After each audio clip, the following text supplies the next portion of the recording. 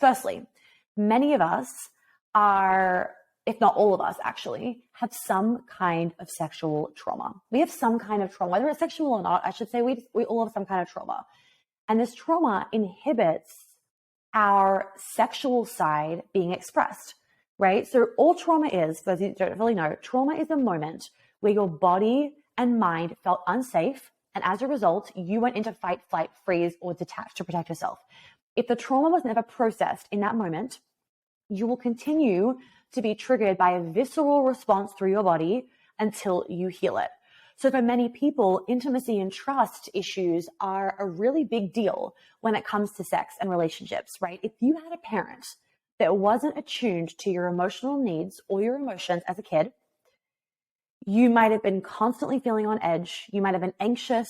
You might have been avoidant. You might have been suppressed, numbed out, whatever as a kid. And therefore, as an adult, intimacy and relationships can often seem like a very dangerous situation to your brain and to your body, even though they're often not a dangerous situation. So when you have constant trauma, what I want you guys to understand in your brain is that your amygdala starts to get worse and worse at telling you what's an actual dangerous situation and what is a perceived dangerous situation. So you could be in a very healthy, loving, sexual situation with someone, right?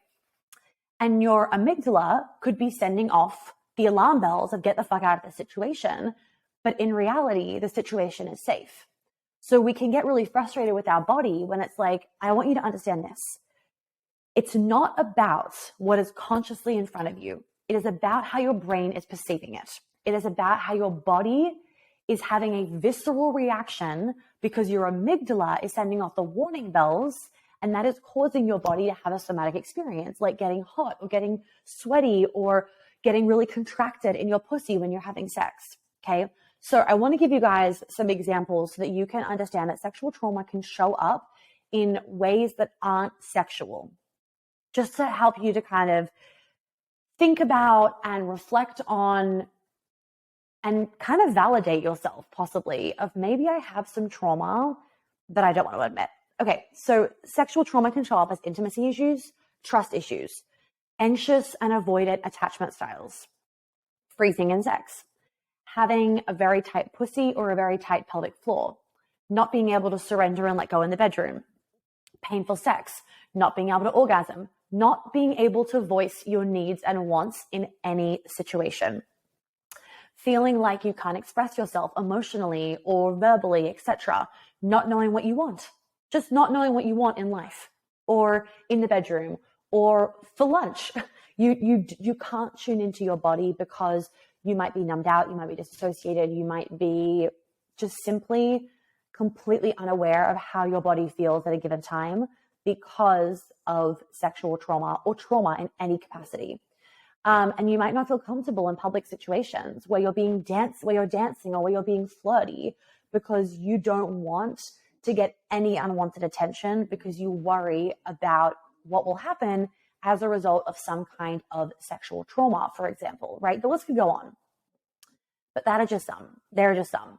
So as a result of these things, many of us don't have the kind of sex that we could be having because we are not letting go to the depths that we could because we don't feel safe to surrender. We are not speaking up. We are not expressing our desires. We don't even fucking know our desires. We are shaming our own sexual fantasies. We cannot trust the person because we cannot trust ourselves in our body, and we think that relationships are unsafe, whether you consciously think that or unconsciously think that, and we aren't able to open our heart, right? So even though maybe you think consciously, no, my trauma, like whatever, it's fine. Think about how it is showing up in your relationships because shit can't hide in a relationship. So if stuff is showing up in your relationships, it's because you haven't healed something. It's showing up for a reason. And even though you might not want to admit it to yourself, drop your fucking ego and admit it to yourself because it's the only way that you're going to have amazing fucking sex. And I know we all want to have great sex.